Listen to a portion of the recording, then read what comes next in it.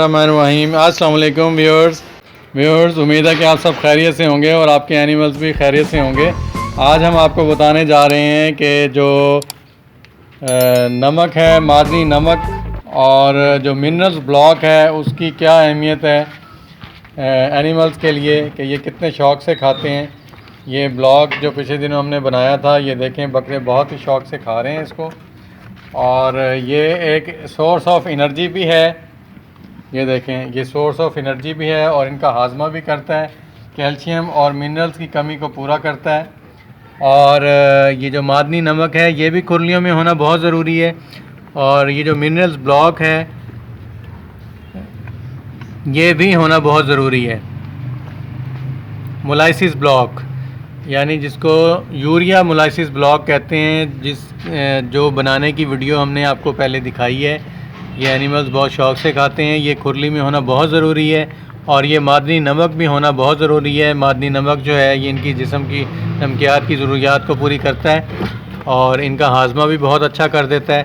और ये बकरे जो हैं बहुत शौक़ से यूरिया मोलाइसिस ब्लॉक को जो है ये चाटते रहते हैं, खाते रहते हैं, और इससे इनकी जो है वो कैल्शियम की कमी और मिनरल्स की कमी भी पूरी होती है। और ये बहुत ही अच्छा सोर्स ऑफ एनर्जी है। ये हमारे पास फार्म में इस वक्त ये खुरली में मौजूद है, जो आप देख रहे हैं कि बकरे बहुत ही शौक़ से यूरिया मोलाइसिस ब्लॉक भी खा रहे हैं और मादनी नमक को भी जो है वो इंजॉय कर रहे हैं। तो मेरा ख़्याल है कि आप सब जितने भी फार्मर्स हैं आप इसकी ज़रूरत को बखूबी पहले से ही जानते होंगे, लेकिन जो न्यू फार्मर्स हैं उनके लिए बहुत ज़रूरी है कि वो इस चीज़ को शामिल करें, अपनी खुरलियों में ज़रूर रखें, ताकि इनके एनिमल्स जो हैं वो सेहतमंद रह सकें। 12 महीने ये चीज़ आपकी खुरलियों में मौजूद होनी चाहिए।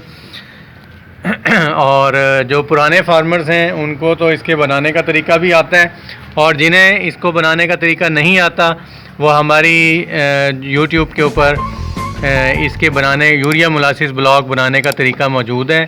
कंप्लीट हमने प्रैक्टिकल बताया हुआ है, वहाँ से देखकर आप इसको फॉलो कर सकते हैं। और नेक्स्ट वीडियो के साथ इंशाल्लाह फिर दोबारा मुलाकात करेंगे। इजाज़त दीजिए, अल्लाह हाफ़िज़।